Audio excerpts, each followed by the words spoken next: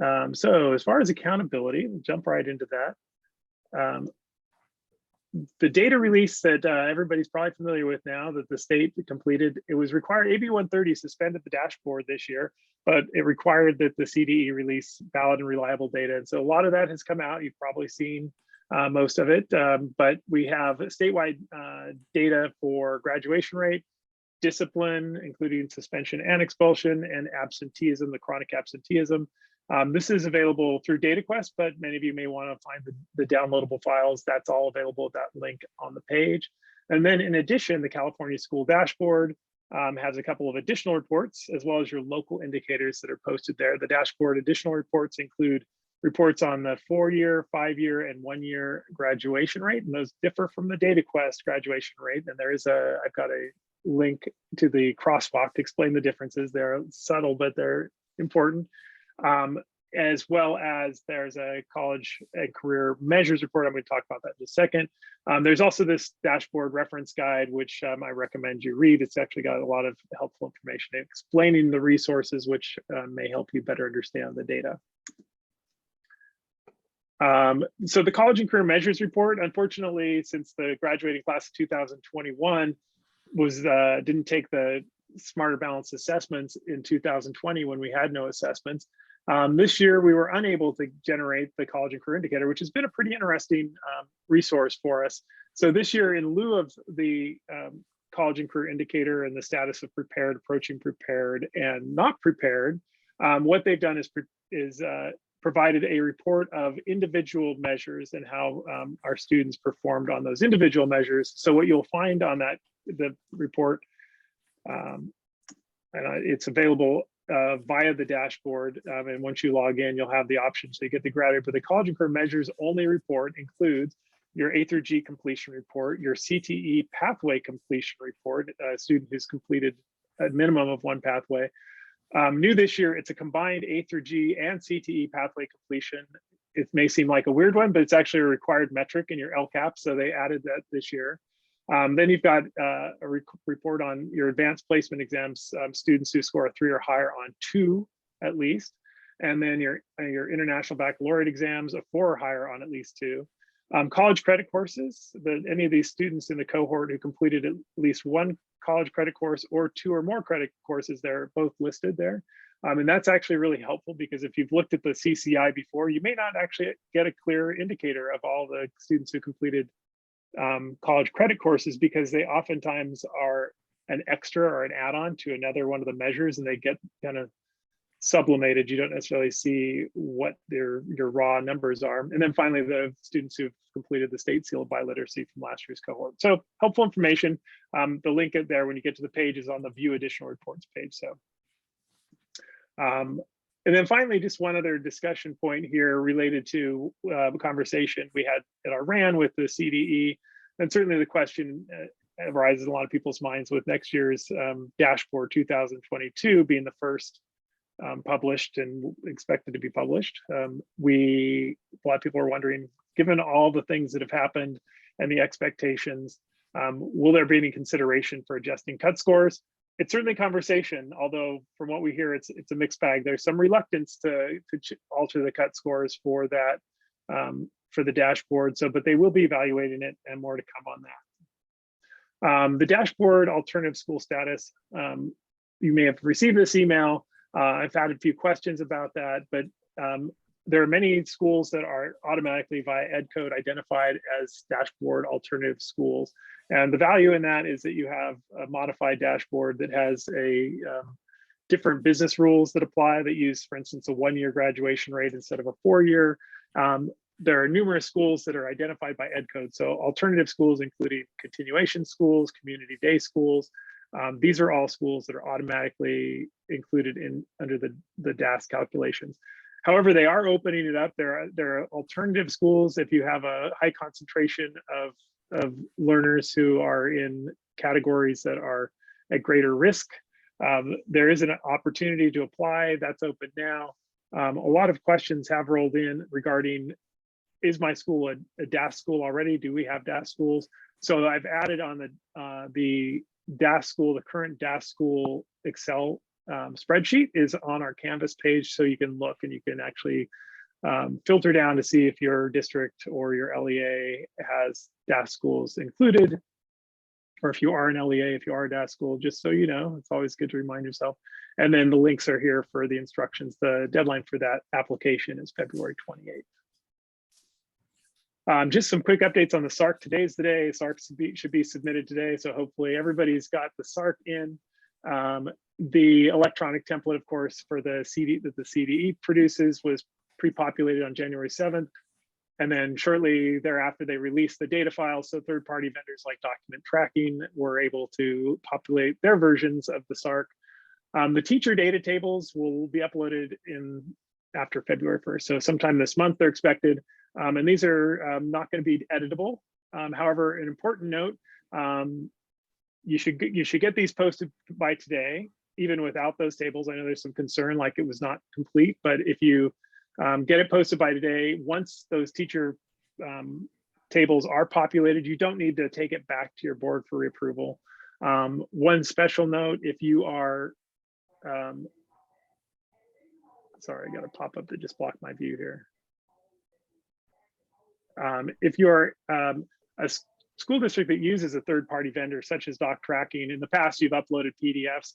Now you upload a URL. That was always an option too. Now it's only the URL, but just know if you're the SARC coordinator, once the data tables for the teacher data tables have been updated, and they will be updated in your third-party vendor, just make sure that you have the most current link. So you're expected to make those changes yourself as a SARC coordinator to go in and either change the URL if you have a different location, or if your URL directs users to a website page on your district or charter school page that has the listing for the SARC or the downloadable file. Just make sure that you have the most current version of that file after those teacher data tables are released.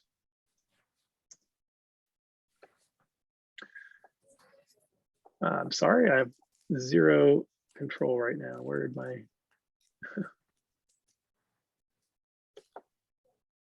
apologies, I'm kind of lost control of the presentation. There we go.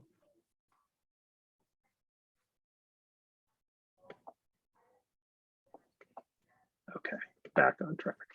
Another update, Williams, the Williams decree, there's new law passed. The old Williams, just as a little history lesson, old Williams school list was based on the API from back in our No Child Left Behind days. However, last year we had new legislation, AB 599, that determined there would be a new Williams list produced this year based on California School Dashboard, and schools that were identified for comprehensive support and improvement or additional targeted support and improvements, so CSI or ATSI, would be included on that list. In addition, there's criteria that if a school has 15% or more teachers who are not fully credentialed, that they would be included on that list. So that list has not been published. I'll also note that DOS schools are excluded from the list. So the list has not been published yet, but if you need more information, if you want to know what's my school on the previously published, so this is based on the 2019 dashboard, if you're a CSI or an ATSI school that would be picked up by that, I've included that Excel spreadsheet on our list or on our Canvas page. And just note, when they produce this teacher data tables in February, that's the determinant for this 15% of teachers not possessing a valid and clear or preliminary teaching credential. So the new list will be based on this data that's been produced by the CDE and CTC by CAASPP. So that's forthcoming. There is a link, a new recently updated FAQ that I've linked here that you should definitely check out.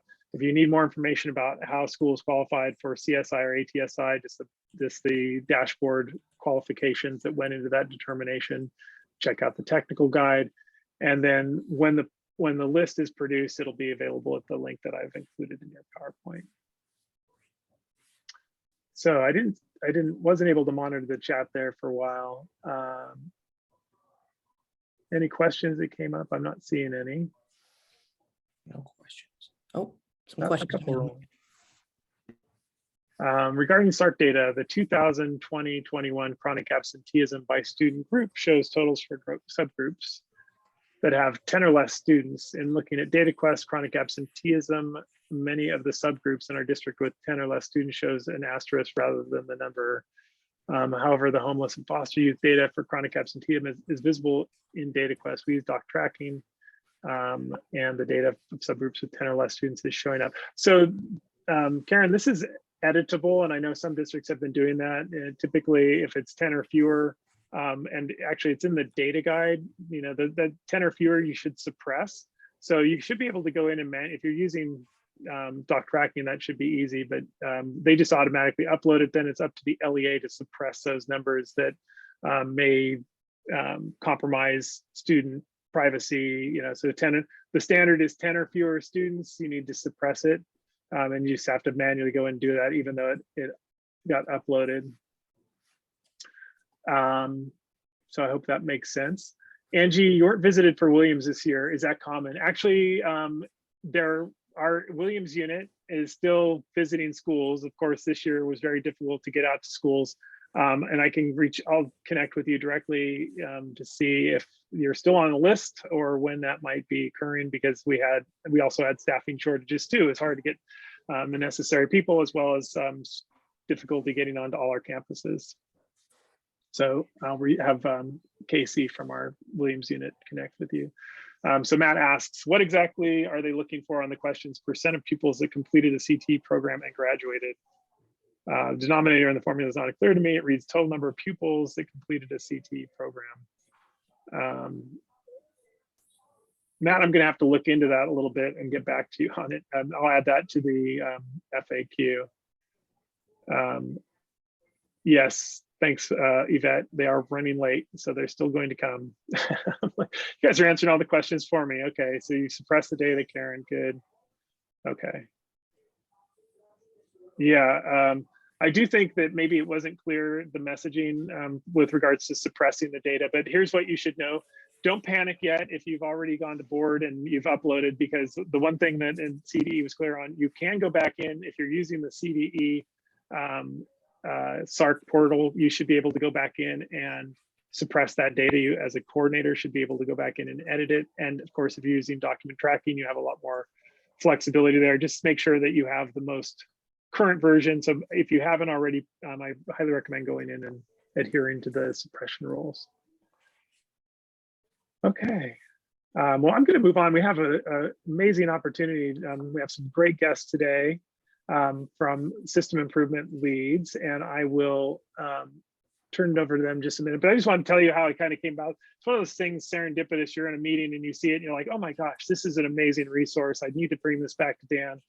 And I was in probably a RAN meeting, but then another meeting, and I saw this system improvement leads presentation. They've got this remarkable data tools, and I hope they'll talk about that and some of the other things they're doing, as well as a number of remarkable workshops. They're part of our system of support. They'll describe it better, but I'd like to introduce our guests from the system improvement leads, Jennifer Yales and Teresa Patel, and they're going to take over with their own presentation, I believe.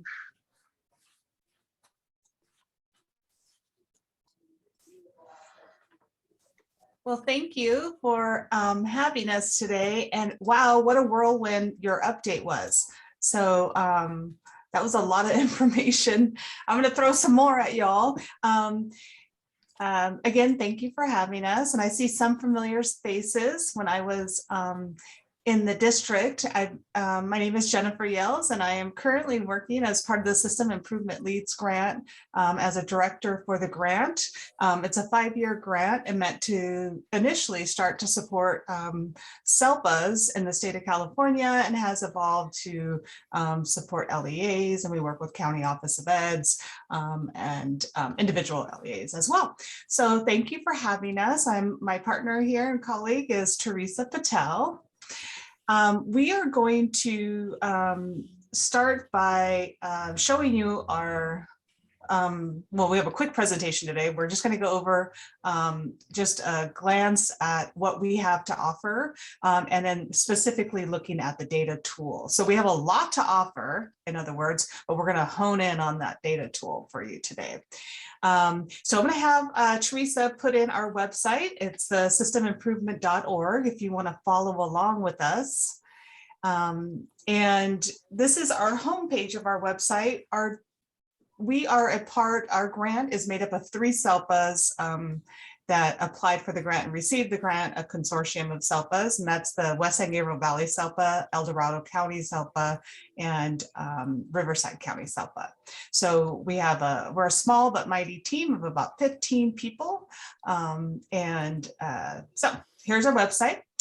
You can learn a little bit more about us. We have resources available to you, and one resource I want to point out is the State Performance Plan Indicator Guide. So in the state of California, specifically in the performance report, the State Performance Plan report, we have to we are accountable as school districts. We are accountable to special education data indicators. And these data indicators are what we designed this data tool that I'm going to show you today on those indicators. So we designed that with that in mind, those indicators in mind. So if you want to know more about these specific indicators, there's 17, but 14 we use for the data reporting that align with the state performance plan. And each district is responsible to monitor and report on these. Then the state takes them, looks at everybody's, and then tells you if you met your target or not with regards to these. And then they then turn them to the federal government to report them. And each state does this. So specific special education indicators. And so these indicators, there's a description of what they are, how they're calculated, and the target, and how they align to the LCAP and other plans within the district. This is a great resource for that. So if you, for those of you who are not directly involved in special education, but would like some light reading on the side, this is a fabulous thing. Otherwise, those of us who are have it near us at all times. So we have other resources available. And professional learning opportunities, like Evan said, all our resources are free to districts and our trainings are free. And so check that out. We have many root cause analysis trainings coming up as districts go into monitoring activities. So we have a lot of training activities that are free, and we have an online learning center. So you can click on, say, data literacy, and these are tools that we have. So everything I'm going to talk about today, there's a video that accompanies that. So if you want to watch that, you're able to do so. And we also, other resources include improvement science resources as well. All right, so I am going to go to what's called the Improvement Data Center. And in the Improvement Data Center, we have 2 sides. One of it is data quality, and what this is specifically looks at data. It's a tool that districts can use that look at data governance use and practices. So you would essentially, with your district team, meaning general and special education side of the house, look at the practices, your current landscape within your practices around data. So this could be anything from how do you schedule meetings to how do you audit your system, and what kind of calendaring you do around that. And then it helps you also to develop, after you go through a series of this with your team, and it allows you to upload evidence to that and help you to create actionable goals to work on your data governance practices, use and practices. So fabulous tool, especially for those of us who need that foundational support and planning with regards to data. So those errors that we often see that of misalignment, incomplete, those getting that into place so then we can truly analyze some nice clean data. So this helps districts to put in together plans and create goals around that. We had recently a training that did a lot of county office of eds come together and school districts, and some are being asked by the CDE to attend as part of an action, in an improvement process. The other tool we have is the Data Tools Dashboard. So in the Improvement Data Center, we have the Data Quality Toolkit, and then we have this Data Tools Dashboard. And so again, up here on the top bar, you can click Improvement Data Center, and it will take you to these 2 tools. So this data tools dashboard is why a main focus why we're here today to show you. And remember I said the state performance plan indicators, the indicators that we measure that special education data around. In the past, we've had to wait till a district receives a superintendent and then the SELPA director would receive an annual performance report. So annually, a school district receives what they call their annual notification. And in that is this annual performance report. And this annual performance report tells the district how you did in relation to the target for each of the indicators. And so we're responsible for ensuring that we're either meeting that target or making our way towards it. And if we're not, then consequently, we have monitoring activities that need to take place a lot of times. So this happens and it's a part of the federal requirement. We can't avoid it. Something that has been lacking though is the lag years in data, as you all know. When we get these annual performance reports, there tend to be 2 years in the rear, right, when it comes to the data. So is this really what's taking place in the district right now or not? We don't know. So we have to manually go into our SACE system or ARIES system, pull that data and look at it, or those big CalPADS files. No longer do we have to do that. So what we have created is a dashboard that allows districts to look at both their history of the indicators as well as upload their current CalPADS data to look at how it's going now. So let me show you. I'm going to pick first, when you come onto the system, you'll pick a reporting level, and I will pick district now. And then I'm going to pick the actual district's name, and we have created a System Improvement Unified name. And so up comes a dashboard of how I have done in this district, or a district this district has done. And you can pick the year. So it comes to the most recent year. We just received the 1920 data, still in the rear, but it's the most recently publicly available data from the CDE. So we work as the grant, we're funded through the CDE and CCEE. They give us the data right when it becomes publicly available. They give the data files to us, and then we generate within this system. So you'll notice here, this is the history of the APRs, a dashboard here with each of those indicators we talked about in that book. So you'll notice that there'll be orange or blue. Everything we've tried to do, we work with a data visualization expert, Dr. Stephanie Evergreen, to ensure that we're not only 508 compliant, but that data becomes more accessible and understandable to the audience. One thing we are full of is a lot of numbers, and also at the same time, a lot of fear when it comes to data and people being able to obtain and understand the data that's presented in front of them in order to have be a contributing member to that discussion when it comes to data analysis. So this just makes it easier to see right off the bat, I've met or not met this particular target in the year. When I click on an individual indicator, say indicator 5, which is least restrictive environment, and what this means for those of us who are not in the field of education as much as others, this means where our students' bodies are throughout the given day. So I'm going to click on this to say, how have I been performing over time on indicator 5? And so you'll notice, let me try to make this a little bit bigger.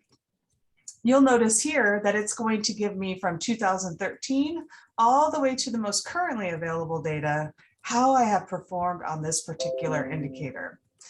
And this particular indicator is broken up into 3 components. So this first one says in regular education, 80% of the day. So on indicator 5 for least restrictive environment, it's measuring how many students I have that are identified as students with disabilities in regular education, 80% of the more of the day, less than 40% or more of the day in regular education. Those are your self-contained special education students in a SDC kind of class they used to call. And then those are in a separate classroom or school site altogether, like home hospital, non-public school. So now I can see, what does this look like over time? I see the state target. I can hover over to see the particulars with the numbers and how I did over time using this dumbbell chart. A lot of times in education, we like to use column charts or bar charts. We're introducing a new type of chart, which is like a line or a run chart, but it's called a dumbbell chart. So you can easily see the gap in where you're at versus where you're supposed to be or where we're supposed to be. And we've done a lot of helper language along the way. So we're able to get people to participate and understand in that data discussion. We've provided some guiding questions to prompt users and teams through the process. And then for those of you who like numbers, we've provided you the table as well. And in that table, you can then export the table, or we have found that many people want to use these charts for presentations, like to board meetings and stuff. So you can export the chart as well. If you find yourself in a particular indicator, you're like, what does this indicator mean again? You can click on that data page, that resource that I told you about. We have put it by page. So now I can see, oh, this is indicator 5. This is what it measures. Here's how I connect it to the LCAP priorities and the dashboard, etc. And this is done and available for each indicator. So this is that historical perspective of what's been happening over time. And then remember I said those annual performance reports that districts get every year, and you have to hide them in your file cabinet, or that one person in your district has it, or you would have to go to the CDE website and scour through 5,000 billion forms because they're not individualized to the district. They're chunked by A through L. And then there's a lot of school districts in the state of California, so that you would have to find it. Well, now you can just click on your district. As long as you're a district that receives an APR, you can click on your district and it will just download whatever year and all the years you want to download and within a click.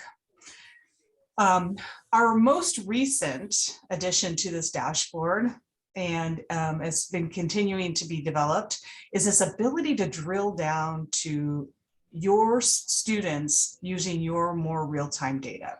So we had this historical perspective, which is all great for looking up trends and patterns over time, but now we needed to know, well, what's really happening right now? So we created this LEA drill down center that if you're a district, you can click into. Now, when you go through that click in process the first time, you'll have to have a person that initiates the district on your behalf. So generally we say that that's the special ed director or some sort of a director, IT director. That person starts and opens it up and becomes like the super user. And then everybody else can kind of request to join your district, and it is confined to your district. There's an authentication process that you'll go through, and you will be able to assign who, or that lead person will be able to assign who gets what type of permission, because now you're entering into student level data. So what we have provided for here is some snapshot reports, and what that is we know that these are the common things people are coming for or asking about. So we've created 7 reports where you can take, and it will build out this beautiful data visual report for you. And this is what it looks like using your CalPADS data. So if I want to take here, I want to do least restrictive environment again. So what this means is I want real-time least restrictive environment. I don't want 2018 time. I want more real-time. And we're asking people for right now to go to your CalPADS. There are ways, as you all probably know in this group, to go to your SIS system or your SACE system and get more current data than even your CalPADS. But CalPADS, after you've gone through the authentication process, it's cleaner. So we know that you've gone through this cleaning process and auditing process. And so we're telling people to start right there, even though if it's not time where you're validating, it could be a couple months old, still much newer than the 2 years in the past. So what you do is, and this is a lot of times where special ed directors we're finding are meeting or are learning about CalPADS files. If they don't know, we have specific files that are needed in order to run these great reports. So you get them from IT, or IT helps you to upload them into this system. And when it's in there, then we store it in here. So the most current file for the SENR, we have a whole video and whole handouts for it. The SINF, for this particular report, you need these 3 files. Then you can run this report by district of accountability or district of service. So if the students are within you or they're accountable, you all know that part. And then I'm going to click generate report. So these 7 reports come already done for you. So now I know in real time, according to my CalPADS data, in this district, we have our student enrollment is 5,500 students with disabilities of our 38,000 students. And here's where we lie in comparison to the state of California for average.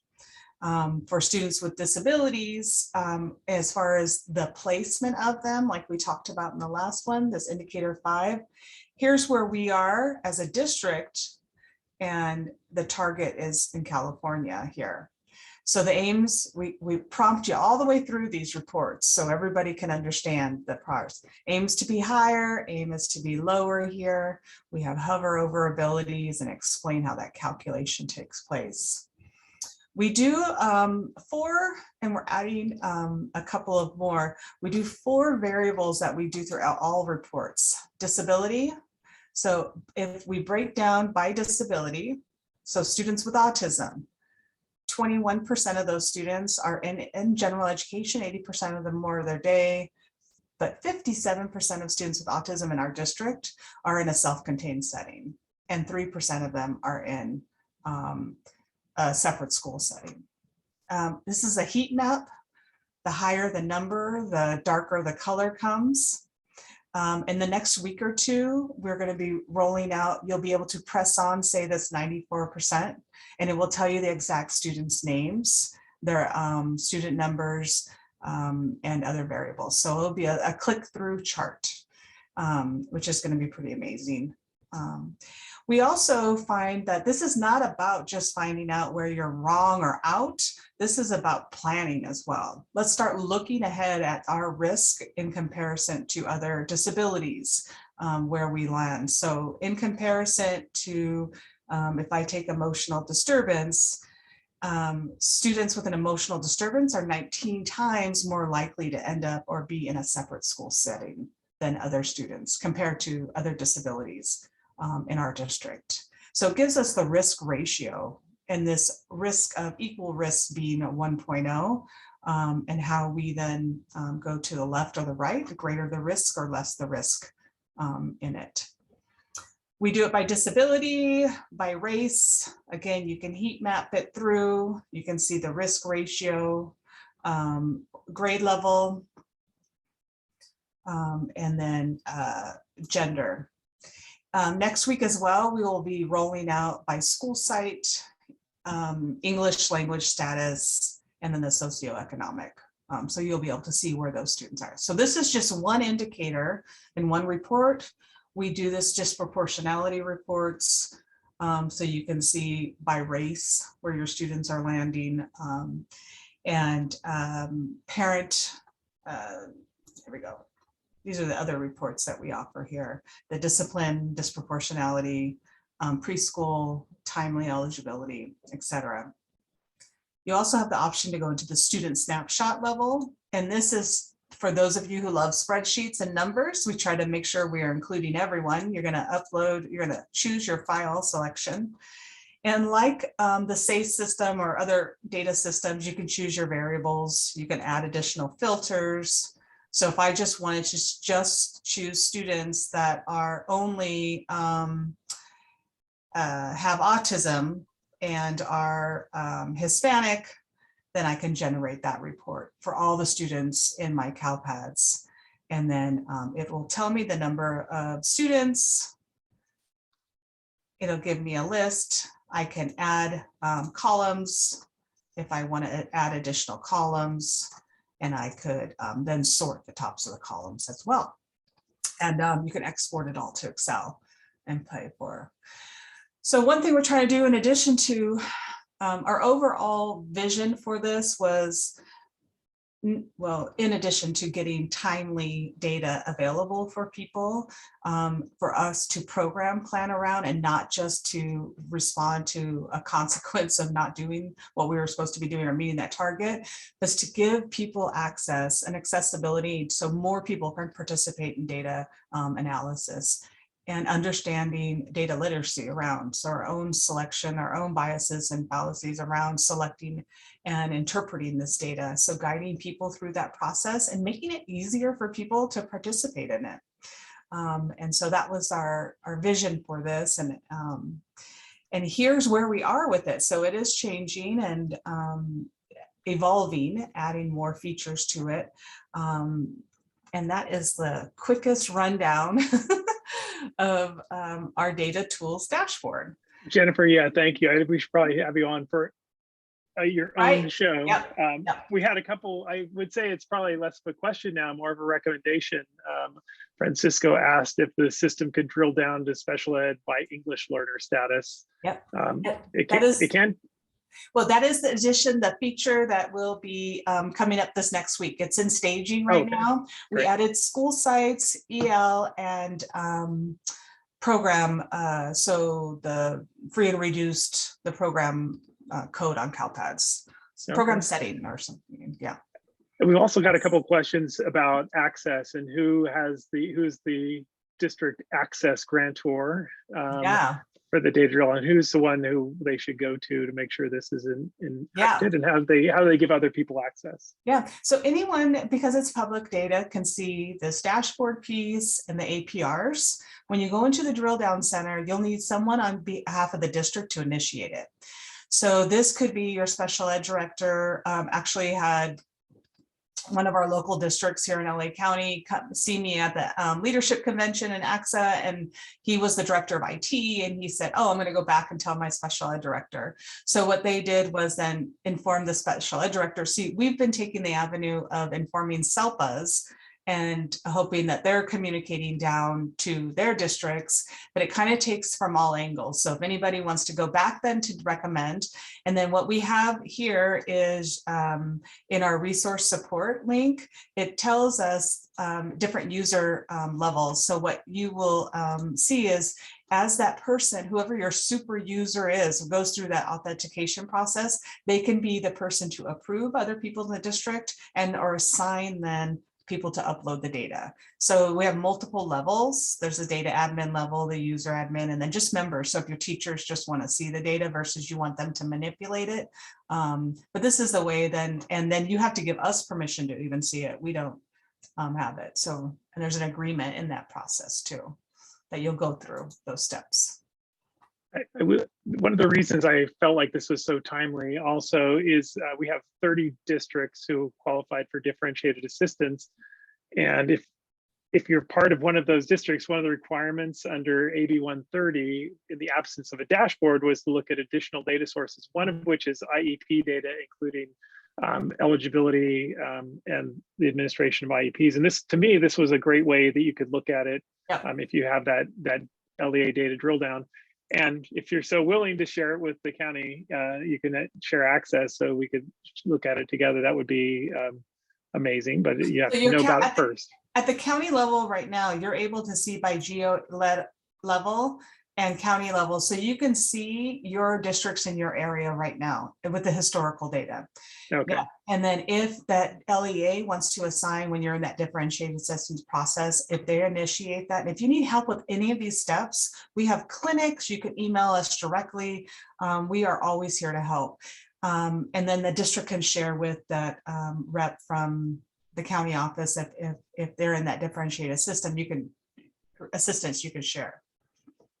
And I know a lot of people joined us late and maybe wondering, is this a vendor? That you guys are free to write all right. Yeah, so you're part of the system of support. So if you're just joining and you're like, who are these? This is amazing. How do I access this? Who is this lady? Yeah. No, so I know, hard to believe you don't get anything for free these days, but yeah, no, these system improvement leads, and I think Hillary may be able to drop in, or Teresa, maybe you can add that link to system improvement leads again so you can orient yourself. And I also added a Padlet, and what we've done is a lot of these presentations. So people have asked for resources. And so in it is a Padlet that gives you our training flyers, who we are, a PowerPoint slide deck about the stuff we just went through, that state performance plan guidebook, and sample reports that you'll see as well. Amazing. All right. Well, thank you so much, Jennifer. We'll definitely have you back, and we'll definitely introduce you to our CalPads network as well. If you have additional questions, feel free to add. We'll do follow up in our follow-up Q&A with any additional questions. We'll run past Jennifer and Teresa so we can make sure those are answered. But now we should probably move on to assessment, because there's a lot to cover there too. I think we might have to extend the duration of this meeting in general, because there's so much information coming forward. But thank you again, Jennifer and Teresa. Thank really you. appreciate it. So we're going to shift over to assessment. And first up, I want to give you a quick update on the physical fitness test. I know I've got a lot of questions have rolled in around this, what the latest is. So as many of you may know, Senate Bill 820 suspended the 2020-21 PFT administration due to COVID. However, that was a one-year thing. It was on again for 2021-22. Yet everyone's familiar, there was a lot of concerns expressed from the field, from educators, from special education advocates, and others, that the fitnessgram, which was our assessment that was used, had some significant issues. So they've convened a panel of experts who are actually looking into refining that particular test. They're working with the Cooper Institute to address things like how to administer it to students with disabilities, addressing gender identity, body image, and other factors that were cause for concern. So it does require that the state superintendent, by the end of this year, come up with a replacement for the test. So in the interim, though, and these were the concerns that were expressed, in the interim, this Board of Education passed some emergency regulations. So at the January 12th meeting, they approved an agenda item for the commencement of this emergency rulemaking process. They passed it, and I'll talk about what the implications are in a second. But just so you know, even though it's passed by the board, it goes through this review process where it's put out to the public for comment, and then it goes to the Office of Administrative Law for this 10-day calendar review. You won't yet see it in the law until after this period. So February 4th, which is a few days from now, will be the period after which that process is over, that they can make those changes within EdCode, these temporary changes. And these regulations are only effective for 180 days. So within that time, they have to then come up with an alternative to fulfill the requirements that are already in EdCode. So here's just the timeline. So the panel will convene. They have to come up with something by November. In actuality, by August, we expect to see an alternative produced. So that'll give you ample time to prepare for the 2022-23 school year. What it does importantly is it removes the references to the body composition component and the healthy fitness zones, those performance standards, which are kind of embedded throughout. And it redefines what results are in terms of what LEAs need to report to the CDE.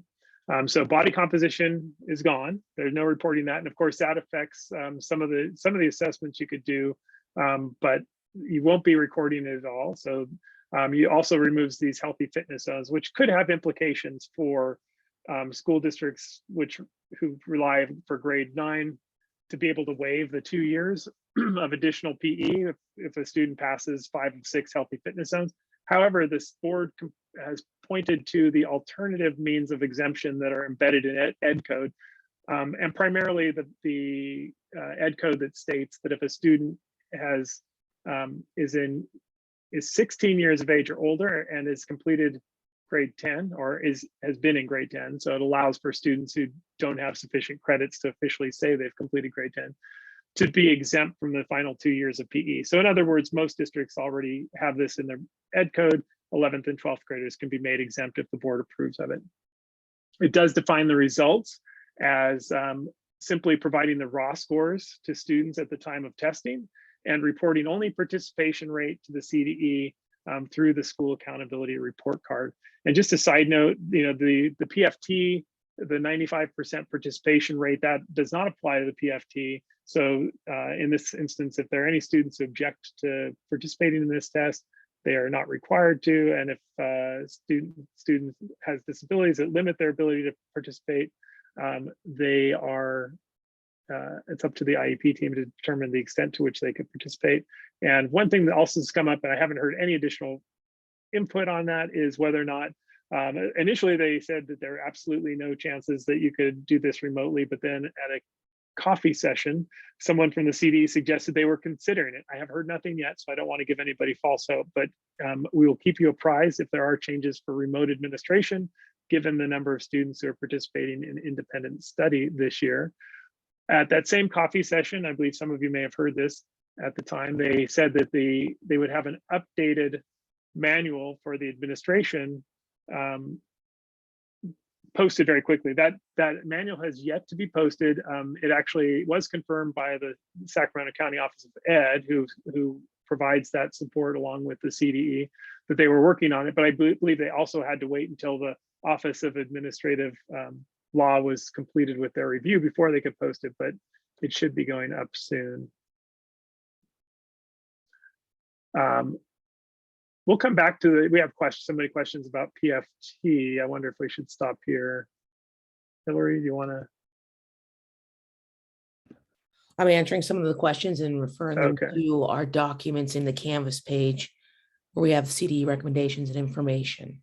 But I am getting, hang on here. So yeah, Chris, I see the question regarding the independent study. As of now, they're still saying that they'd have to come in to test in person, but they did seem to be entertaining the idea, and they noted that they were running it by their lawyer. I've heard nothing since then, and we asked at RAND last week, and that was the response just over a week ago. So healthy fitness zones are not being determined raw score for the standards to measure their scores against, Lauren. There's no measurement. This year it's participation only, and you can just share basically the results. So if you do the pacer test or the mile run, you're basically just sharing that in person with those students. You don't have anything to measure it against. There's no standard by which they are determined to be healthy or not healthy. Percent of students who participated include any students who attempted the assessment. Yes. So if you had a student who started or completed a portion, that would be considered a participation. This doesn't have the same standards for federal participation. This is a state assessment required by state law, not a federal assessment. So like I said, the participation rate of 95% does not apply here. Rebecca, I'll have to give you the ed code. I don't know it off the top of my head, but it's a somewhat, and I'll explain it again in our follow-up Q&A. It's a somewhat, I think, kind of poorly written, because I used to look at it all the time and never quite understood what it meant. But it basically says students who are 16 years or older and have been in grade 10 can be made exempt for the two additional years. So that is in ed code, and I will point to it in the FAQ. Okay, so we did get an update. So if somebody received it from the PFT office, I will look for that. That remote administration is not allowed. Okay, and I'll get a forward to that. But so it does sound like if you're have students on independent study, they've determined that remote administration is not allowed. The PACER is allowed, Diana. That was a question somebody maybe misspoke during the CDE's PFT and said PACER was not allowed this year. PACER is allowed this year to measure aerobic capacity. And thank you, Eric, for the ed code. Awesome. All right, we've powered through a lot of information. I'm going to hand it over to our amazing assessment team, Stephen Bartlett and Stephanie Fortunato, for updates on CAASPP and ELPAC. Hi, good to speak to everyone. We're going to look at last month's State Board of Education updates. It's affecting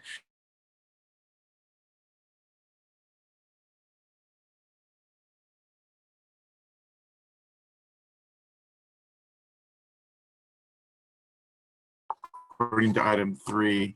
Stephanie's going to talk about the CAST and Stephen, I think we're having some technical difficulties with you. Okay, I'm your connection is slow. Maybe turn off your video. Okay. Okay, is that help? We'll see. I think it is so far. Okay. Okay, so we're going through these January 12th Ed Board changes and proposals, and Stephanie Fortunato is going to go over the cast in a few minutes. There are changes to the SSRs. You may be familiar with some of these changes from last year. If you use the cast, this area performance cannot be reported this year is going to be showing up in the claim area. And then you're going to have 2 years or the comparative scores missing here between the district and the state. Also, you'll see any grades that were not tested will end up not being tested. Any prior years that were not tested will have a not tested note in that SSR. Those are the main changes for the SSRs. There are a few additional changes as well. If we look at the proposed updates, item 6, these are in a public comment period. The CAASPP and ELPAC accessibility resources, they're streamlining that in order to make it more timely, allowing earlier access to those guidelines and changes to assist vendors and the LEAs. In addition to the SSR changes, they're going to change the language.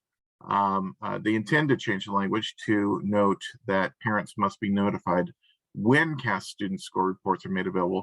Formerly, it simply said that they must be made available. And then remote administration, also something Stephanie Fortunato is going to talk about. I'll make a few notes here. They intend to make that available as necessary. There's no end date in the proposal we see, and the security agreements will be limited to reflect only what is in their control. That allays some concerns that that teachers, test administrators might have with assessing students remotely and not being able to control what happens on the other end of that web browser. And then the word either in the language of what it means to be remote testing, and either the student or the test examiner is not on site. So that might have some implications for logistics, both from the test examiner or the student side. Interim assessments, they're proposing to begin to add ELPAC interim assessments with an estimated rollout in 2024 or 5.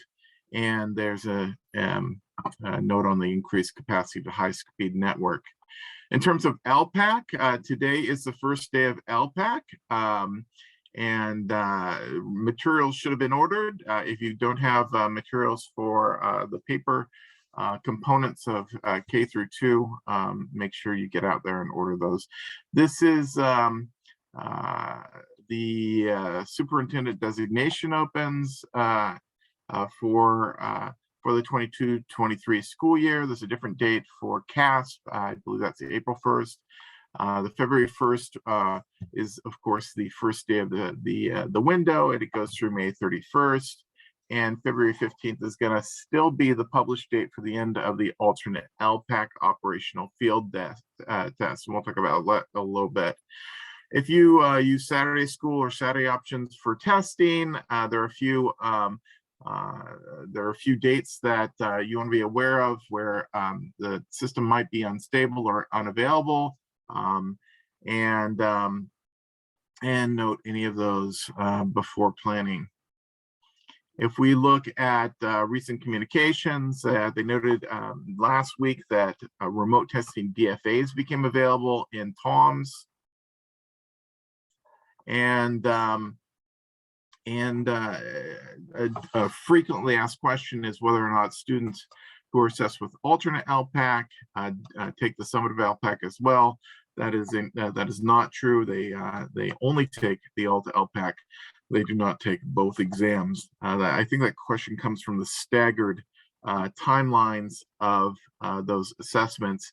Those staggered timelines have to do with this timeline, the standard setting. where that alternate LPAC is being turned into an actual test.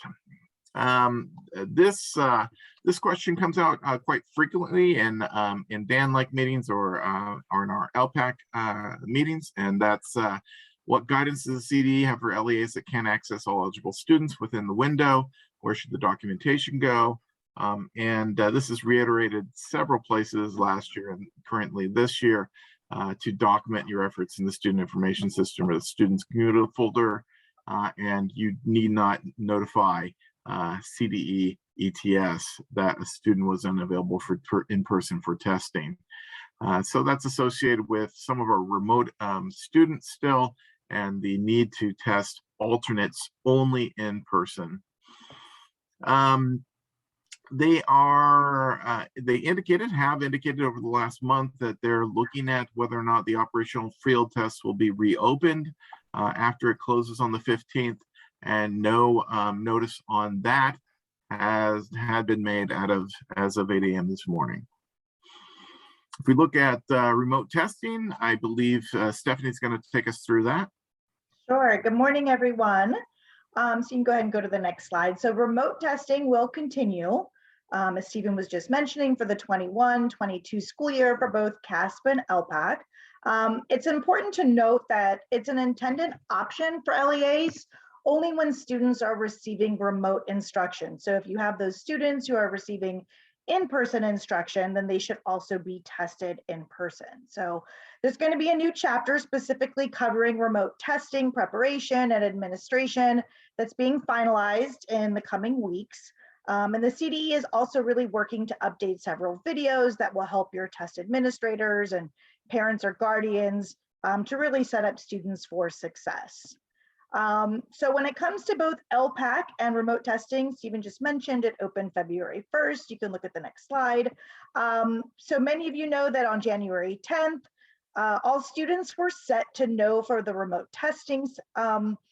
And those students who are testing remotely would need to be changed in TOM. So for the initial ELPAC student, the student flag does not need to be changed, but rather the test administrator would need to select remote or hybrid, the button that they'll see in there in the interface, and then they would be using the non-secure web browser in your local meeting interfaces such as Zoom or Google Meets. For summative ELPAC students who are testing remotely, the flag will need to be changed to yes, so that can be done actually, one by one individually or also through a file batch upload. Those of you who are subscribed to the YouTube channel for CAASPP and ELPAC, you'll notice on the next slide, they still have really helpful videos that will kind of guide, staff and students, what the expectations will be on how to take a remote test. So that next slide there will show you the videos are about 8 minutes in length. They're both in English and in Spanish. So if you haven't subscribed to that, it's a really great resource and would be incredibly helpful for students and families as well. So the screen share feature is also been updated. It's initiated only by the test administrator or by a test examiner. So for both CAASPP and ELPAC, you'll actually see that feature available. Within the test delivery system, you'll actually see that there'll be an icon. The student will wind up granting the test administrator or test examiner permission. And once they actually do that, there'll be a red dotted line that'll appear around the student's screen, indicating that you now can actually see that screen. So it's a new feature that they have updated, so keep a lookout for that as well. So let's go ahead and talk about some CAASPP updates. Stephen mentioned just a little bit ago about the superintendent's designation form that opens today. So when superintendents are also looking at when they're logging in, they'll actually see that warning, like a little warning indicator saying that it's time to be able to go ahead and designate someone. So for Smarter Balance for both language arts and math, many of you have probably heard, hopefully have heard that the performance task expiration rule has been updated. It's for both interim assessments and also for summative assessments. So it used to be that they expired in 10 calendar days. That's now been changed to 10 calendar days, to 15 calendar days instead. Just continue to be mindful. We know that those weekends count. So when you're planning your test schedules, making sure that you're starting them, maybe on a Monday or a Tuesday, because that Saturday and Sunday will count as well. So the average estimated testing times, we know that with the adjusted blueprints, that the estimated testing times have changed as well. So for Smarter Balance, for the computer adaptive test, they're estimating it'll take students anywhere between 40 minutes and 2 hours. For the Smarter Balance performance tasks, anywhere between 1 and 3.5 hours. For both the California Science Test or the California Spanish Assessment, approximately 2 hours. And for those students who are taking the California Alternate Assessment, anywhere between 60 and 90 minutes per content area. So, please pay close attention to the estimated times, share this out with your school sites to make sure that they're planning accordingly. So let's go ahead and talk about some changes for test settings and some test security updates. There have been some updates to accessibility resources. Most notably, you'll find that there's a brand new accommodation of an embedded speech to text now. You'll see that there'll be like a microphone icon that will reside on the text editor toolbar for items where speech to text can be used by students when this resource is assigned. There's also been an update to the text to speech resource so that now it's able to read constructed responses out loud. And then finally, you'll find that for the Smarter Balance for math and for the California Science Test, there's a designated support of translations or Spanish stacked that's been modified to translations Spanish stacked for dual language. So just pay attention to these changes. You'll be able to find all of this information though about accessibility resources by referencing the accessibility matrix that you'll find on the CAASPP site.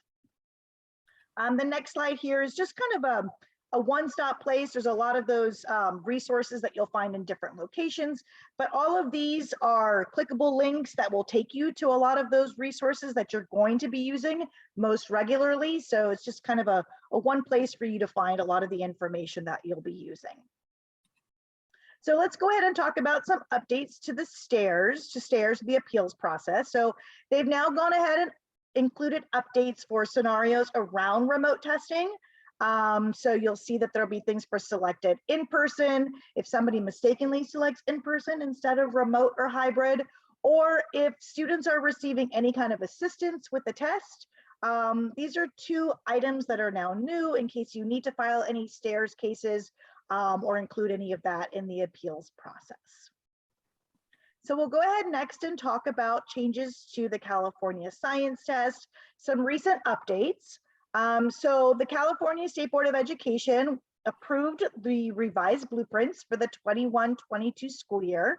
And so with these revised blueprints, students are now going to receive fewer test questions overall, which is really going to help them to succeed in completing the test within the estimated 2 hours. We know that in the past, it's sometimes and very often it's taken students quite a bit longer than the 2 hours to complete the assessment. So this should really help. In addition, now all students are going to receive 3 performance tasks on the test to ensure that all of the science content is covered. So this is going to include 1 performance task for each of the science domains. So Earth and Space Science, Life Science, and Physical Science. So each of these performance tasks is also going to include a question that's going to require students to use their own words to answer it. So in the meantime, I mean, one of the best things that you can do is, really encourage your staff and students and families to utilize that CAASPP practice and training tests that are available. They're on the CAASPP's website. They really are helpful in giving, those training tests really help students in becoming familiar with, the format, what the expectations, what it's going to look like. And then those practice tests are really going to help students in identifying, the types of questions that they're going to be finding when they're actually sitting down to take the assessment. So the next slide really kind of lays out what that organization of the science test is going to look like. It's divided into 6 segments now. So you'll see here for segment 1 and 2, students are going to be receiving those discrete items. For segment 3, students are either going to receive a discrete item or a performance task. And then for segments 4, 5, and 6, you'll see that students are going to receive those performance tasks. So students are either going to be receiving 2 discrete items and 4 performance tasks, or some students may be receiving 3 discrete item segments and 3 performance tasks. So it's sort of like a 2-4 or a 3-3 kind of a setup. It's done randomly in there. So just so that students are kind of aware of what that's going to look like as well, and so that your test administrators are too. So we'll go ahead and change now to the new Moodle training site. It was previously used by ELPAC users, we know in the past. And so this year it really has a new look and a new feel to really increase usability, to improve accessibility, and also to include courses for CAASPP. So you'll find a link to the site on the CAASPP website. You'll see the website here at the top, moodle.casp-lpac.org. But there's now 2 courses for CAASPP that are in there. So you'll find the test examiner tutorial for the alternate assessments, and then now newly added is a test administrator tutorial. So on the next slide, any of your test examiners who are going to be administering a California alternate assessment, they now must complete the test examiner tutorial that's embedded within Moodle. So it used to be in a separate site altogether. They've now included it all in Moodle. So the CAA for Science module was made available in September. You can stay on the previous slide. Test examiners who administer the California alternate assessment for science are also required to complete that Moodle prior to administration. And that's the same thing also for any test examiners who are administering the CAA for English language arts and math. All of those little trainings, all those modules are now available in Moodle. So it's really important that anyone who is administering an alternate assessment, that they are required to complete the test examiner tutorial in advance. They'll receive a certificate upon completion. So you might want to think about how are you going to organize those certificates. Anyone who is administering a CAA is going to need that test examiner user role in CAASPP. And so you'll want to think about, where are you going to collect those certificates so that then you can make sure that they have access in TOMS to be able to administer any of those alternate assessments. So now on that next slide, and this is new, you may have seen, gosh, it was probably in the last week to week and a half or so, an email that came to any LEA CAASPP coordinators. We're now in Moodle. They also have the option to be able to share with any test administrators a tutorial. So we know that test administrators need to be trained each year. And so now they have a really nice option, should you choose to use it, that covers really all of the basic information that is needed to prepare test administrators to administer those smarter balance assessments for English language arts and for math. And so same thing with the California Science Test or the CSA. So it's a nice place to be able to go to share with your staff, just to make sure that everybody is fully trained, should you choose to use this option. So they've got all kinds of videos that are embedded, kind of similar to even ELPAC. There's, a couple of quizzes that they'll see in there in addition. So the next slide, for those of you who are LEA coordinators and received the email, it kind of shows you sort of the process, right? They're still going to need that enrollment key to be able to have access to it in Moodle. So just like with ELPAC, you receive the keys. Those keys will need to be shared with test administrators. So on the left-hand side here, you'll see if you're an LEA CAASPP coordinator, what you would need to do to be able to get that access code, to share the Moodle site with your staff along with the enrollment keys. Or if you're a test administrator, what you would need to do first. So it's kind of a nice visual that walks you through the process of getting onto that Moodle site. And so I'm going to go ahead now, I'll transition. Stephen, you're going to go ahead and share some recent communications. I just want to go over the structure of some new communications you may see, and I'll let Marcus speak to this as well. So you may be familiar with this type of communication where you get, during the course of the year, ongoing eligibility change emails. And these would indicate, of course, that students' IDEA indicator has been reset to no. This happens oftentimes when a student exits an IEP or student transfers between districts and enters your district and then loses an accommodation in TOMS. This type of preemptive, proactive email is the structure we're seeing coming from the success agents, which is really exciting to see emails like this. For example, a few weeks ago, this would be an email that came out to your LEA CAASPP coordinators, LEA ELPAC coordinators as we prepare for testing, and then note on active users and security forms. So things that you should be looking at in TOMS, some things that you have access to as an LEA coordinator in TOMS, and things linked to the timelines within the coordinator checklists, but really nice, proactive, helpful emails indicating things you need to make sure are done at that point in time. So look out for those communications, make sure you're getting those. There are some certain communications. Stephanie showed you a communication a few minutes ago that only goes to the primary LEA coordinator. So if you are the primary LEA coordinator, make sure you're distributing those to your staff, to the other LEA coordinators. If you are not a primary LEA coordinator, make sure that your primary coordinator is communicating with you. This particular one, I think, goes out to all LEA coordinators. Stephanie, were you going to do the professional learning opportunities? Sure, yeah. So we have some really excited professional learning opportunities. We just started last week, revisiting again the Wednesdays at 1. We know this was something that Elise Yerke had done in previous years.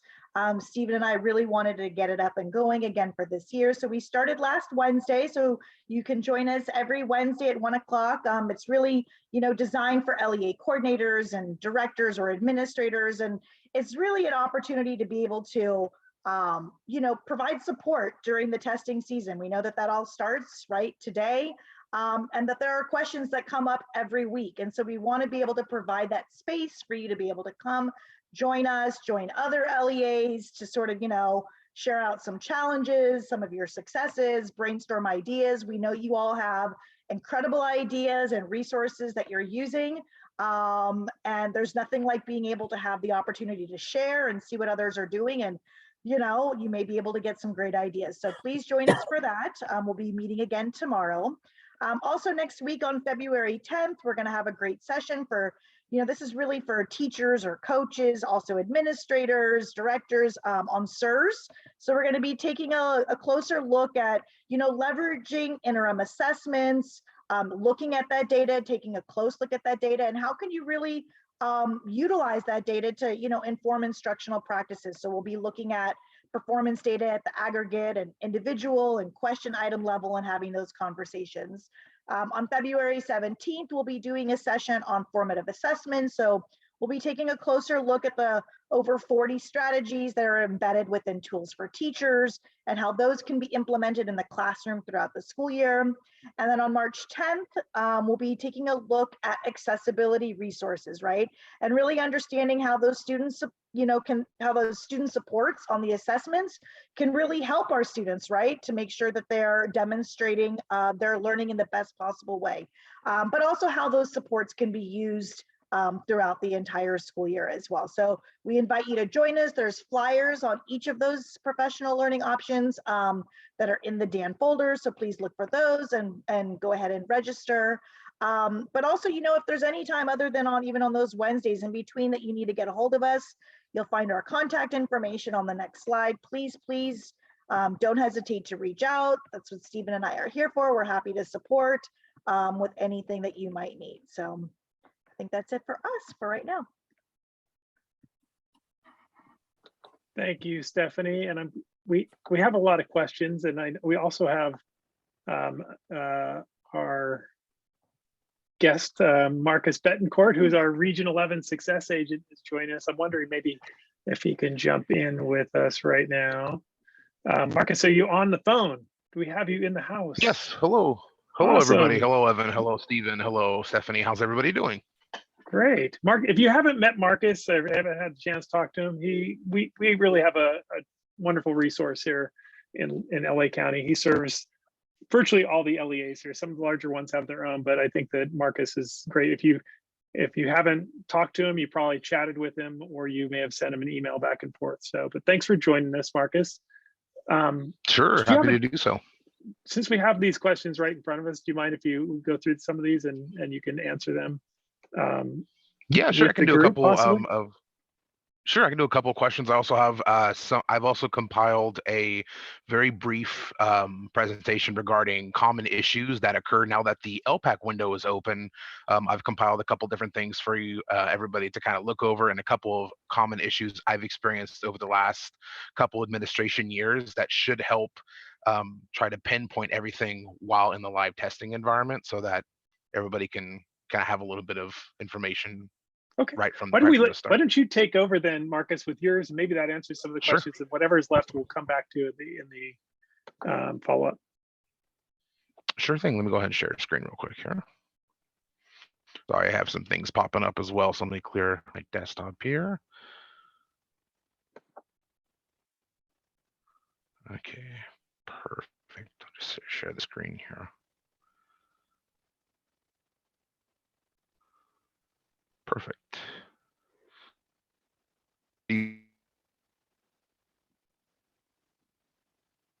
We're seeing your screen now, Marcus.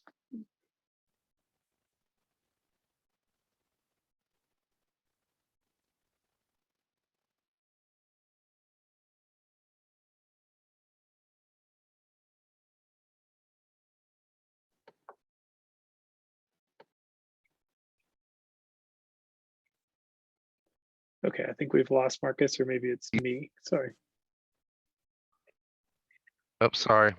Must have, my apologies. Must have lost. Can you hear me?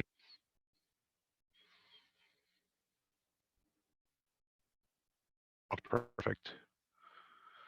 So let's just go through this very briefly here. So just a couple things for CAASPP and ELPAC that we're going to overview today. Everybody will hear me okay? I want to make sure.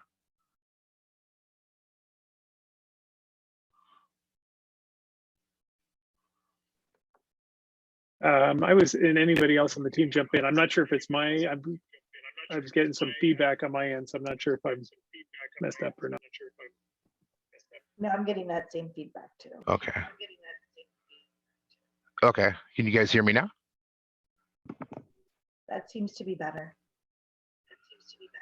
Okay, perfect. Excellent. Let me go back to that here real quick. So just a brief overview of ELPAC and CAASPP. Please, anybody stop me if you can't hear anything of that nature. So a couple of things that I've noticed over the past couple of administration years, we'll kind of get into this. So the first one here. So I've kind of created a pre-administration checklist from what I've seen in the field over the past few administration years. First, we just want to make sure that before testing, I'm sure you guys have probably gone over this many times. You guys have been in the past very good about being on the up and up about everything as far as the testing goes, but just want to go over these brief few points. So just want to make sure that all the student testing devices have been updated and are running the current secure browser, and then also in conjunction with that secure browser, the operating system as well. So you just want to make sure that has been completed. And then as far as student test settings, we want to make sure that those are updated at least the minimum of 24 to 48 hours. Now, I can kind of break this down and explain it to the way that works. If you are putting in an IEP or 504 for a student, they're of course going to have access to the accommodations once that appears in their TOMS student profile. And then from there, you can either upload the test settings or manually select them, and then selecting the save button as well. We want to make sure that we allow at least 24 to 48 hours before the student actually enters the test before testing them, to ensure that all these test settings make it across to the test delivery system. So that's one thing you definitely want to make sure about as well.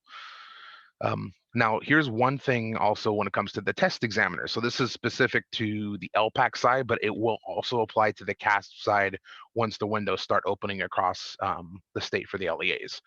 So for examiners and for administrators as well, when your accounts are created, you're prompted to log in. Many of the times what happens is they will stop, many examiners and administrators will stop at a certain point of just creating their login, and that's where they'll stop.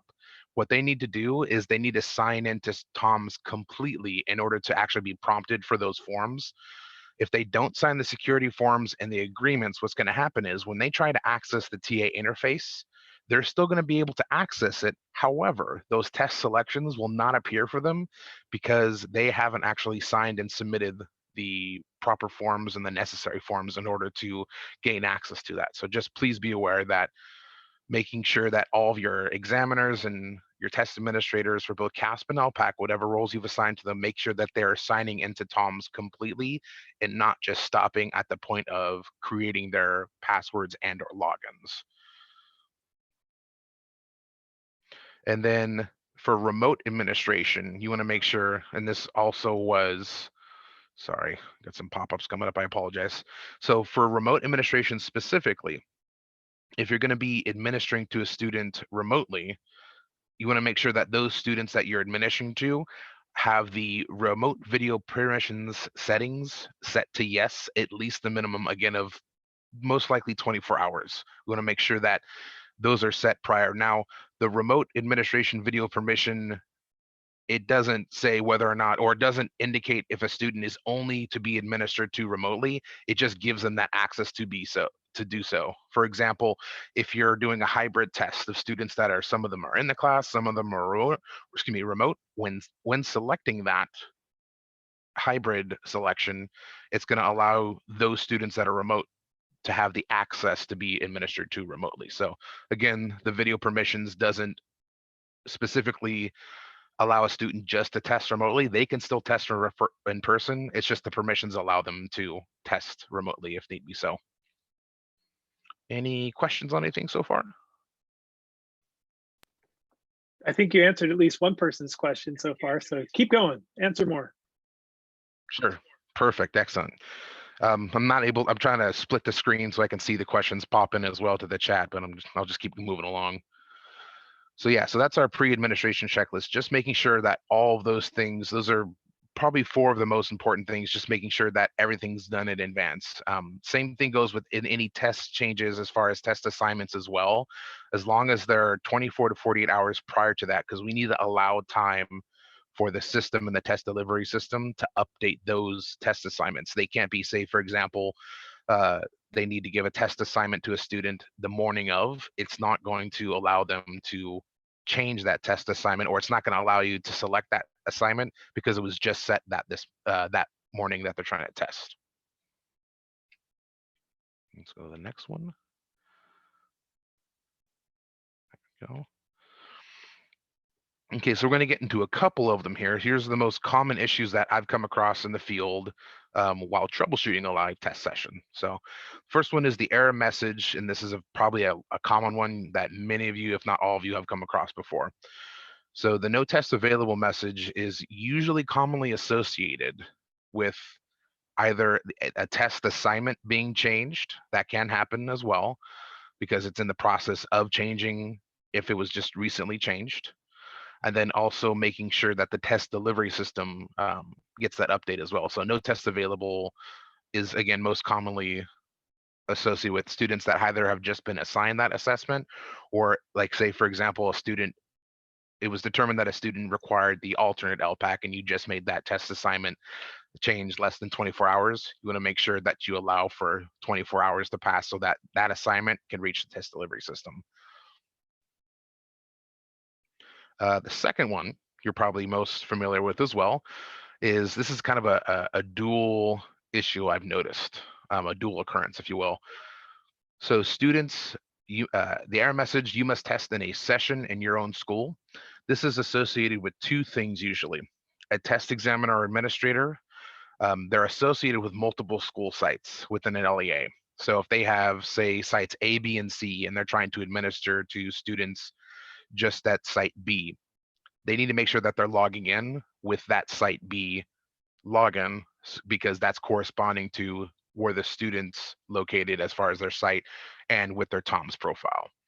Now, another great question, I think it was asked a couple times regarding, it may have been, I'm not sure if it was you guys or if it was another LEA I was working with, but they wanted to know if a teacher has multiple students in a session and they're assigned to all of those sites, what's the best way to administer to them? Now, we don't usually advise on this directly, because what happens is they have to open up multiple session IDs because they're listed at multiple school sites. And that becomes somewhat of a security issue, but also an issue of trying to monitor all those different tests that are going on at the same time for students that, it could be a mix of students that are trying to test. So it becomes a little more difficult, excuse me, a little more difficult for that test administrator or examiner to monitor the tests. And then also, I believe what happens is if a test isn't, or if a session is open and there is no activity on that session, even on the TA side, I believe it's 30 or 45 minutes, the test will actually close out because there's been no activity for that particular test session. So that's where it becomes kind of an issue of, them trying to monitor multiple test sessions and multiple tabs as well. Any questions so far? I think the biggest question is, will you be able to share your PowerPoint with us, which I know you'll share it with us, and we'll upload it to Canvas, so just everybody can rest assured that this information will be shared. Just one came in. If you start a session, I can definitely say that too. Okay. Sorry, if you start a session for the same school site but different grade levels with the student, will the students see all the grade levels? That's a great question. So what's going to happen is when the test administrator or examiner opens that session and launches it, they just need to make sure they're specifically to ELPAC, because they have grade spans as well. They should be able to administer to that student within that grade span. And they can access as many grade levels as, there's not specific grade levels that are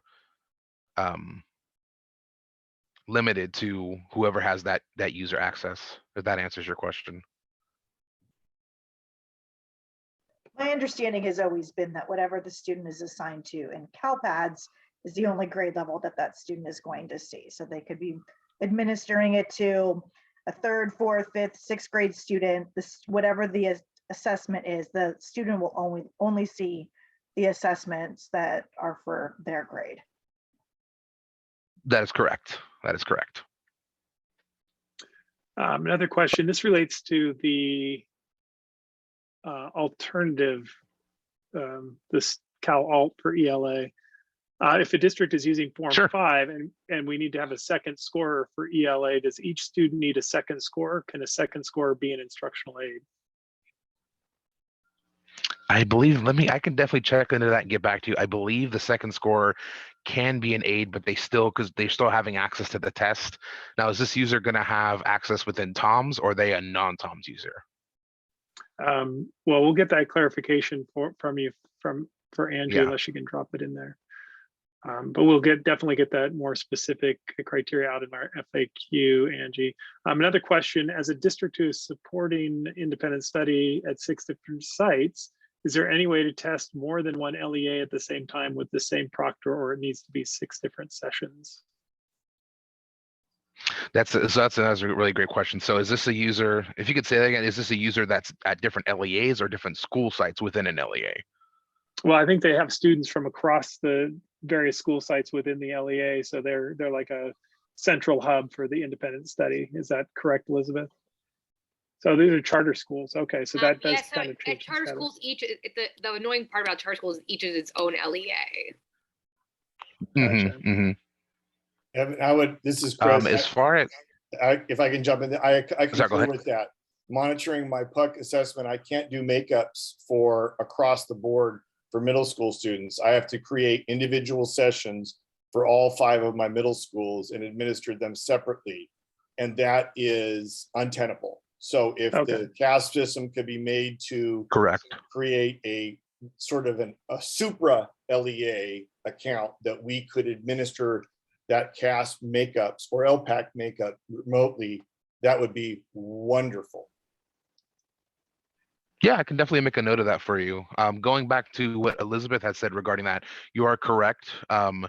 They would have to be, and I believe, as you had said as well, they would have to be administered with multiple logins and then multiple sessions. So that's correct. And it gets a bit cumbersome in that particular area. But are you saying you might be able to look into it? We might be able to. Well, I'd be able to. Well, I'd be able to look into to see if there's anything of that nature, but there's nothing currently at this time being discussed as far as in anything. Yeah, it's just hard for charter schools. Yeah, who every school site is a different LEA. Yeah, I can definitely note that for you and bring that to the attention of the team as well. Thank you so much, Marcus.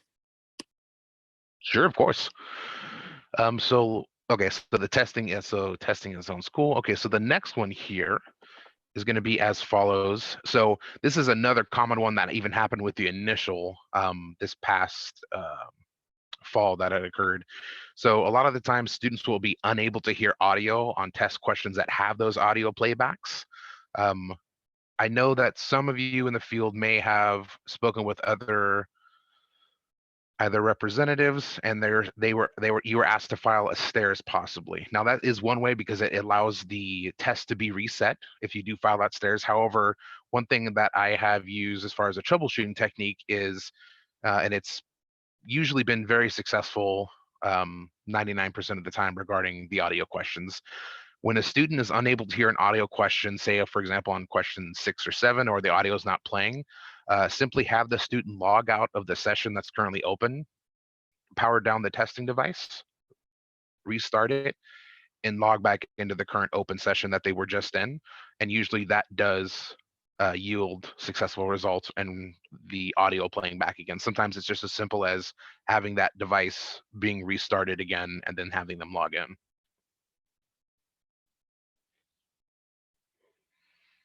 Okay, there's a couple more. I'm going to continue. Any questions before we move on regarding these error messages? These are just some of the common ones I've come across. I have not seen any come up specific to these, so yeah, please keep going. Sure.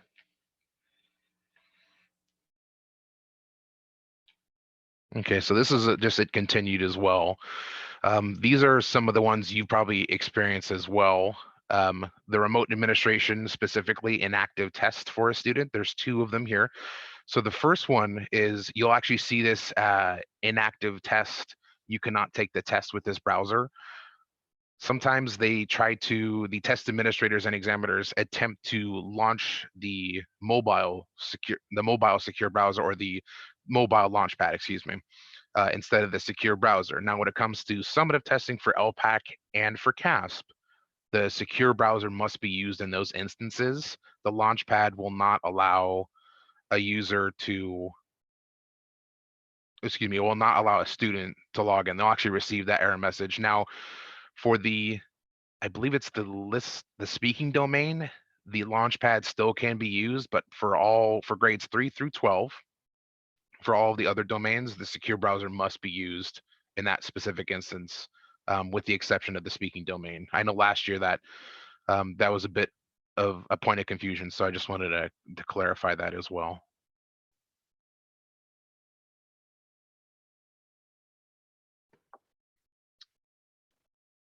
Checking for questions. Abby asks, how can we access this list of common issues while in a live testing session to provide to our administrators? Sure, perfect. That's actually a perfect question. That's going to be addressed on the next slide as well. I Awesome. Did include a link, and then I can also show you where to go directly for all of these for remote testing issues, because I pulled a lot of these from there as well, plus my own experiences. So the second one is the remote administration for the error message. So this is, again, another inactive test. However, this is a little bit of a different one. Instead of saying you cannot take the test with this browser, what it reads underneath the inactive test is test requires remote proctor. So the reason that message appears specifically is because the student hasn't been granted permission with the video remote permissions in order to test remotely. So they're still indicated as no in their TOMS profile for the video permissions. That's why it's so important that if you choose to test remotely, that they have that set to yes, so that this error message can be avoided altogether. So all you got to do is either through, and if it's multiple students, you can do that through an upload using the test assignment file.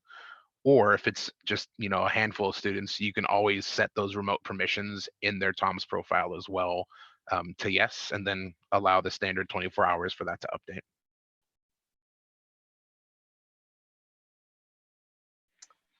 Thanks so far. And I'm just noting the time. It is 10 minutes after 10 o'clock. So I know some people are leaving. I'm seeing a little bit of attrition, but we'll keep going. And for those of you who do have to leave, this has been recorded, and I'll get it uploaded within 24 hours to our Canvas site and let you know. But go ahead and keep going, Marcus. I think we're answering a lot of good questions here. Sure. Yeah, I only have this one left for the error message, and then the last page is going to be some resources for you guys I've provided. So the last one is the remote administration error message. Some of the tests in your session do not permit remote administration. What happens with that is you just want to try to please remove those students that don't have that administration, and removing the test that is not permitted from that session to proceed or start an in-person session to deliver the test. So this is somewhat similar to the one above about with students in the remote proctor. If they don't have permission to do this, it's because, again, their remote permissions have been set up to no. So they can be removed from the test and then either selecting the hybrid or the in-person, depending on the test you're given. So. And then the last one here. So these are just some resources. So the first line for any test examiners or administrators experiencing any issue, and again, I'll go ahead and include that link in the chat as well for the summative online test administration manual and the CAASPP one as well, because I believe that is going to be either up soon or already is. And it includes these issues as well. Both for ELPAC and for CAASPP, the remote administration issues that we've covered today are applicable for both testing programs. So again, going back to that test examiners, we just want to make sure that you're contacting the site level coordinators. They are your resource directly at the site level should anything arise in the live testing environment. You just want to make sure that they're also aware of any issues and or complications as well. The reason I do say this is because site level coordinators have the access to actually file, if need be so, a STARS incident report for any testing irregularities, breaches, or security issues. Site coordinators can file those. Test administrators don't have that access to file the STARS. It's only site level and LEA level. And then once the site coordinators do have that information, they can always contact the LEA level coordinators directly for assistance as well, or troubleshooting. And then those LEA coordinators usually go to myself or any one of my colleagues regarding any issues that have either been you've tried to troubleshoot and have been unsuccessful, and then so we can take a little bit better look at that and see what might be going on as well. And then just for your reference, I've included the summative online test administration manual as well. I'll go ahead and drop the link in the chat for Zoom as well, so you all have that. And then this is, so even though you have your own success agent here, I'm fielding calls from many of the LEAs. So if you ever need to reach me directly, usually the LEA coordinators do have that information, and I can also be found on the LEA, ELPAC, and CAASPP lookups as well. But usually the LEA coordinators are our primary source of contact. So any questions you may have, any issues you might be experiencing, definitely contact the LEA level coordinators, and they can always send an email to myself, a chat, anything of that nature. If you're in a live testing environment and you call the California Technical Assistance Center, when you're in the middle of that live test, they can actually directly patch you in to myself so that I can assist those test examiners and administrators while they're actually in the midst of live testing to help troubleshoot and or escalate if necessary. Well, thank you. And that concludes it. Thank you, Marcus. Sorry to talk over you there. Sure, no worries. Yeah, we'll share your, we'll make sure you get all the contact information, Elizabeth. And I see we have such an amazing network here. A lot of the questions that people have asked have been already answered by other network members. We will get out the updated chat no later than next week, but I'll get the recording and I'll get Marcus's slides with all that amazing information uploaded to Canvas by the end of the day today. The recording may take a little bit longer because I need to get a file uploaded and edited. So any last notes from the team? Anything that they saw in the chat they'd like to address before we sign off?